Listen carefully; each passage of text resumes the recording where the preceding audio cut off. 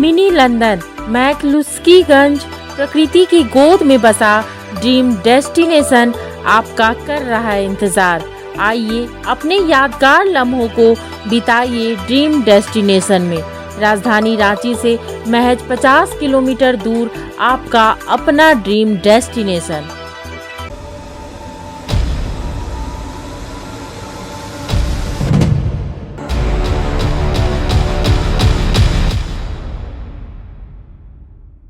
नमस्कार, मैं हूं अशोक कुमार। मुखर बाखबर में आपका स्वागत है। मुखर बाखबर आपको उन खबरों से वास्ता दिलाता है, उन खबरों से आपको रूबरू कराता है जो खबरें महत्वपूर्ण होती हैं और उनके पीछे कई खबरें होती हैं।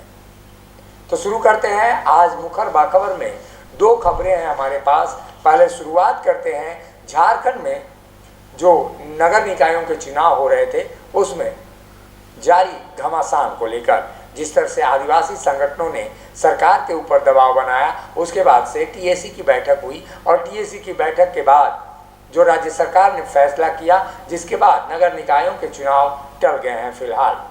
और ऐसी स्थिति में कहा जा सकता है ये चुनाव तो टले हैं लेकिन जो टकराव है वो बढ़ता जा रहा है। टकराव अनुसूचित जाति के बीच और अनुसूचित जनजाति के बीच, इन दोनों समुदायों के बीच फिलहाल टकराव की स्थिति दिखाई दे रही है।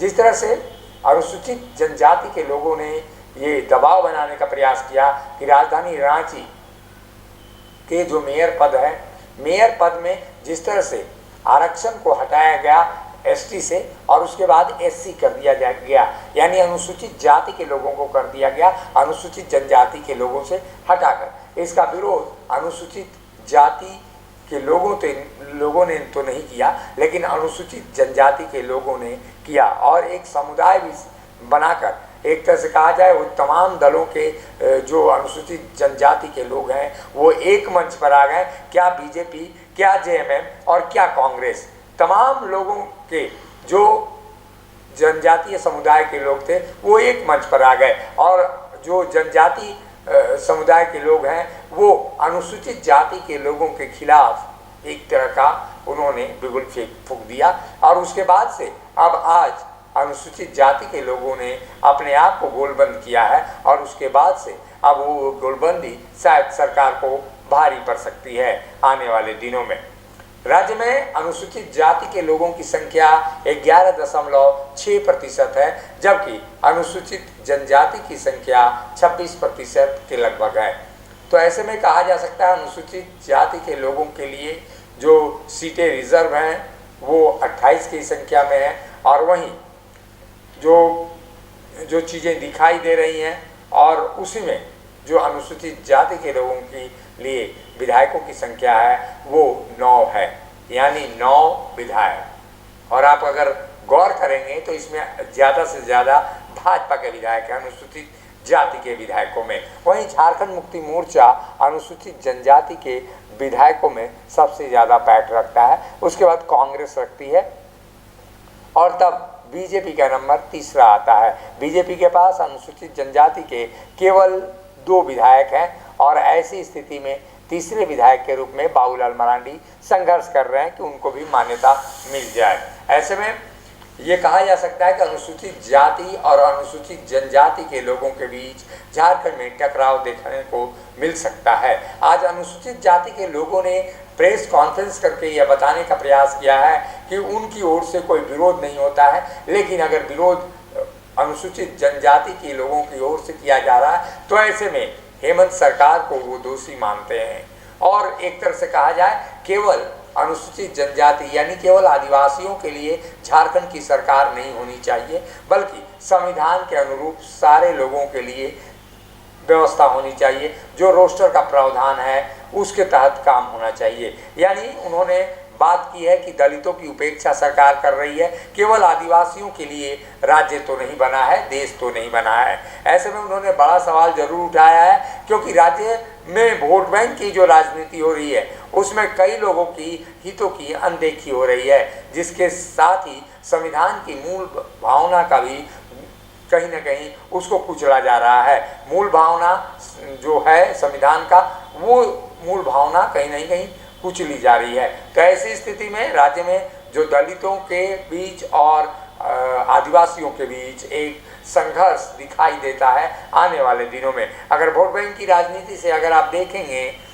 तो जो चीज़ें हैं वो सीधे आधे आधे पर आकर टिकती है। यानी जो जनसंख्या का हिसाब है, जनसंख्या का हिसाब आप अगर लगाएंगे तो 11.5% अनुसूचित जाति के लोगों की जनसंख्या है, तो अनुसूचित जनजाति के लोगों की आबादी 26% है। सीटों की संख्या में, विधानसभा की सीटों की संख्या में 9 अनुसूचित जाति के लोगों के पास है, जबकि 28 जो है वो अनुसूचित जनजाति के बीच है। यानी कहा जाए जो आंकड़ा है और जो फासला है लगभग यूं कहा जाए कि 2 गुने से भी अधिक का फासला है, यानी 2.5 गुने का मान सकते हैं आप। तो ऐसी स्थिति में निश्चित रूप से वोट बैंक की राजनीति तो यही कहती है कि अनुसूचित जनजाति के लोगों का पल्ला भारी है, वहीं अनुसूचित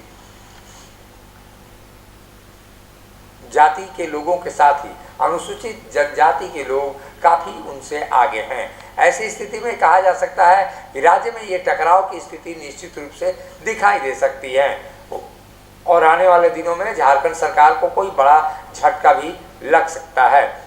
दूसरी खबर की ओर हम अगर बढ़ते हैं तो दूसरी खबर ये है कि बाबूलाल मरांडी इन दिनों झारखंड बीजेपी के प्रदेश अध्यक्ष बनने की जुगत में लगे हुए हैं। हालांकि उनको केंद्रीय नेतृत्व की ओर से आश्वासन मिला है, वहीं अगर आप देखें तो रघुवर दास के जो लोग हैं, जो समर्थक हैं, उनकी भी दिली ख्वाहिश है कि वो प्रदेश का कमान संभाले। वहीं दीपक प्रकाश भी इस बार चुनाव अपने नेतृत्व में कराना चाहते हैं, लेकिन जो जुगलबंदी है दीपक प्रकाश और बाबूलाल मरांडी की वो एक जैसी है। रघुवर दास यहाँ पर थोड़े दूर दिखाई देते हैं उस खेमेबंदी के बीच, लेकिन नेतृत्व निश्चित रूप से रघुवर दास की काबिलियत को देखकर ये कह सकता है कि संघर्षों और आंदोलनों का वो शायद ज़्यादा श्रेय ले जाते हैं और ज़्यादा बढ़ चढ़कर भाग लेते हैं आंदोलनों में। वहीं बात अगर बाबूलाल मरांडी की है तो बाबूलाल मरांडी खुद विपक्ष के नेता तो नहीं बन सके, लेकिन झारखंड में प्रदेश अध्यक्ष बनना चाहते हैं। अगर वहीं दूसरी ओर कहा जाए तो रघुवर दास खुद भी बन सकते हैं प्रदेश अध्यक्ष, जबकि अपने जो नज़दीकी लोग हैं आदित्य साहू उनको प्रदेश अध्यक्ष वो बनवा सकते हैं। और वहीं दीपक प्रकाश अगर जेपी नड्डा फिर से रिटर्न होते हैं, यानी फिर से उनका कार्यकाल बढ़ता है, तो ऐसे में दीपक प्रकाश भी अपना दाव आजमा सकते हैं कि 2024 का जो चुनाव हो उनके नेतृत्व में कराया जाए। तो ऐसे में 3 खेमे बन चुके हैं यहाँ बीजेपी में, और ये चौथा खेमा जो शांत पड़ा हुआ है अर्जुन मुंडा का खेमा, वो खेमा न जाने इन दिनों क्या कर रहा है। इसके लिए शायद हमें भी कुछ रिसर्च की आवश्यकता है, कुछ जानकारी की आवश्यकता है। तो ऐसे में बीजेपी 4 खेमों में बढ़ती हुई दिखाई दे रही है, और ऐसे में झारखंड में हेमंत सोरेन के सरकार के खिलाफ वो लगातार विरोध प्रदर्शन तो कर रही है, लेकिन खुद अपने अंदर का विरोध प्रदर्शन उनके थमने का नाम नहीं ले रहा है। और यही कारण है कि बाबूलाल मरांडी, रघुवर दास, दीपक प्रकाश, इन तीनों खेमों में कहीं ना कहीं रेस लगी हुई है कि आखिर कौन बनेगा झारखंड का प्रदेश अध्यक्ष। तो अब देखना होगा कि इन तीनों खेमों के बीच कौन जीत पाता है, या चौथा खेमा अर्जुन मुंडा का वो बाजी मार ले जाता है। तो ऐसे में इंतज़ार होगा, लेकिन हमने आपको बताना चाहा कि 4 खेमे सक्रिय हैं, जिसके कारण से बीजेपी इन दिनों काफ़ी वोटों की राजनीति में पिछड़ी हुई है। आदिवासियों को साथ लेने की कवायद करते करते शायद गैर आदिवासियों का वोट भी बीजेपी गंवा रही है, और यही कारण है कि वो तमाम कसरतों के बावजूद आदिवासियों के बीच अपनी पैठ नहीं बना पा रही है। मुखर खबर में आज बस इतना ही। मुझे दीजिए इजाजत। नमस्कार।